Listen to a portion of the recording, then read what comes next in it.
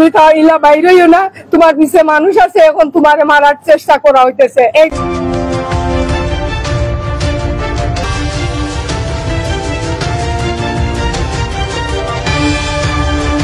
আকবর আরুন আশিক আলাহি এইরকম ভাবে যে কোনো রায়হানের মার মুখটা খালি না করে, এবং বর্তমানে এই যে আকবর হারুন টিটু চন্দ্র এরা যে বাইরে আছে, আমিও নিরাপত্তা নাই। আমার মনের মধ্যে অনেক ভয়, আমি ঘর থেকে বাইরে গেলে আমি ভয় পাই। এবং আমাদের এলাকায় গুঞ্জন উঠছে যে তুমি তা ইলা বাইরেও না, তোমার পিছে মানুষ আছে, এখন তোমারে মারার চেষ্টা করা হইতেছে। এই গুঞ্জনটা আমি এখন শুনতেছি। এখন আমিও নিরাপত্তা নাই। এখন যতদিন এরা বাইরে থেকে ভিতরে না আসবে ততদিন পর্যন্ত আমি নিরাপত্তা নাই। এখন আমার নিরাপত্তার জন্য ওদেরকে জেলা যেতে আবার আনতেও হবে, গ্রেফতারি পরোয়ানা দেখাইতেই হবে। আমি এইটাই বলতেছি। আর আমি বিশেষ করে কিছু বলতে পারতেছি না। আমার বলবেন, আমার রেমদাদ ভাই বলবেন, রিপন ভাই, আমার মনের কষ্টটা আপনারা সবাই দেখতেছেন। আমি 5টা বছর কেন এত কষ্ট করলাম, যদি ওরা ওদেরকে জামিনই দিয়ে দিবে, প্রথমেই কেন দিল না? কেন আমার এই 5টা বছর কৌটিয়ার বাইরে দৌড়াইতে হলো? কেন আমার এত হয়রানি হইলো? কেন এত আমার টাকা নষ্ট হইলো? কেন আমি এত মানুষদেরকে এত কষ্ট দিলাম? এইটার জবাবদিহিন কে দিবে? এইটার জবাবদিহিন আমি কার কাছ থেকে পাবো? তারপরও আমি এখনো আশা করি আমাদের এই বিচারটা যেন সুষ্ঠু বিচারটা হয়, এবং ওদেরকে ধরিয়ে আনা হোক, গ্রেফতারি পরোয়ানা করে ওদেরকে ধরিয়ে আনে, বিচারটা যেন সুস্থ হয়। ধন্যবাদ।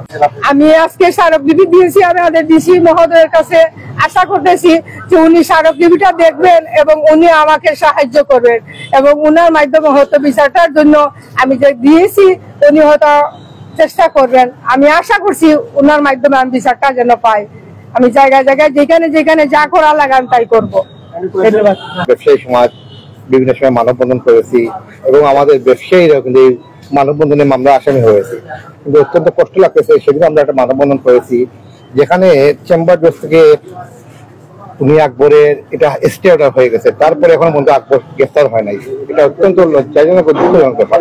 আমরা কোনোভাবে এটা মেনে নিতে পারতেছি না, এবং আমাদের বিশ্বাস ইনশাল্লাহ যেহেতু মাননীয় জেলা প্রশাসক মহোদয় যথেষ্ট সুনাম আছে, সিলেটে জয়েন করেছেন, আমরা আশা করতেছি ওনার মাধ্যমে আমরা ইনশাল্লাহ আগামী যে ধার্য তারিখ যেটা আছে এর আগে আমরা খুনি আকবরের গ্রেফতার দেখতে পাবো, এবং ইনশাল্লাহ এবং সুষ্ঠু বিচার চাই। আমরা যদি সুষ্ঠু বিচার না পাই তাহলে আমার মনে হয় বিগত দিনে যে আমাদের মনে হয় যে এই যে বিগত 5ই আগস্টে যে আমরা দেখলাম যে হাজার হাজার লক্ষ আমাদের অনেক মার বুক খালি হয়েছে, কেউ তোমরা বিচারে আমরা মানে আদালতের কাছে শ্রদ্ধা হেরে করবো। সুতরাং আমাদের বিশ্বাস যে মহামান্য আদালত আমাদের এটা বিবেচনা করে এবং খুনি আকবরের ফাঁসি নির্ধারণ কমিটি আমাদের দাবি দেবে ব্যবসায়ী সমাজের পক্ষ থেকে।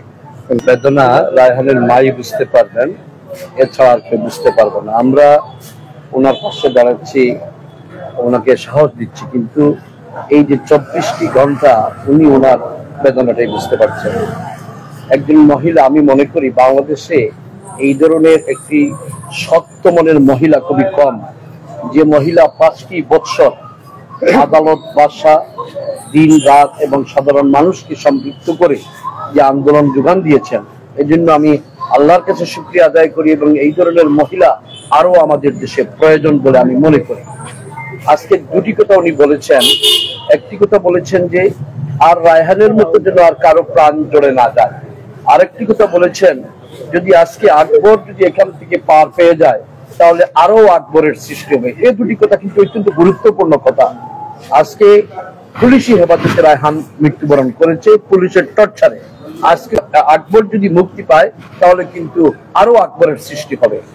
যে মূল বিষয়টি হচ্ছে যে আদালত জামিন দিয়েছে, আদালত এখতিয়ার আছে, চেম্বার জজ সেখানে স্টে হয়েছে। এখন দ্রুততম সময়ের মধ্যে যে চেম্বার জজ যে আদেশটি দিয়েছেন সেই আদেশ নিম্ন আদালত পালন করবে এবং তাকে গ্রেফতারি পরোয়ানা করবে।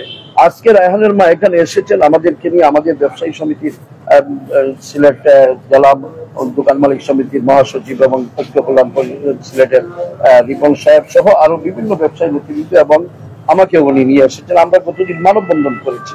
আজকে যেহেতু নতুন জেলা প্রশাসক আসছেন, হয়তো উনি এই বিষয়ে পুরোপুরি ওয়াকিবহাল নয়, এই জন্য একটি স্মারকলিপি দিয়েছেন, এবং জেলা প্রশাসক সাহেব আশ্বস্ত করেছেন যে উনার অবস্থান থেকে যতটুকু করার উনি করবেন।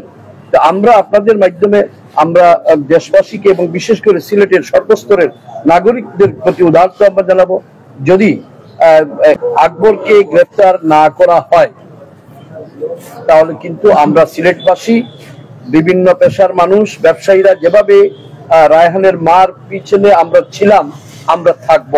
আমরা যতক্ষণ না এই আকবরের দৃষ্টান্তমূলক শাস্তি না হচ্ছে, শুধু আকবর নয়, আকবরের সাথে সংশ্লিষ্ট তারা ওই দিন রাত্রে যারা রায়হানকে নির্মম ভাবে লাঠি পিটা করে নখের আঙ্গুলি থেকে পাওয়া থেকে উপড়ে ফেলে তাকে হত্যা করেছে, এই হত্যাকারীদের বিচার না হওয়া পর্যন্ত আমরা কিন্তু রায়হানের মার পিঠ ছাড়ব না। আমরা সিলেটবাসী এবং রাজনৈতিক নেতৃবৃন্দ, সুশীল সমাজ, আমরা সবাই কিন্তু রায়হানের মার পিছনে যেভাবে অতীতে ছিলাম এখনো আছি, আনটিল এই যে ম্যাটার ডিসপোজাল না হওয়া পর্যন্ত আমরা কিন্তু ওনার পাশে দাঁড়াবো। আপনাদেরকে অসংখ্য ধন্যবাদ জানাচ্ছি, আপনারা যেভাবে এই রায়হানের মার পিছনে দীর্ঘ 5টি বছর সময় দিচ্ছেন, ইভেন আজকে এই সকালবেলা এসে এটা কাভারে দিচ্ছেন।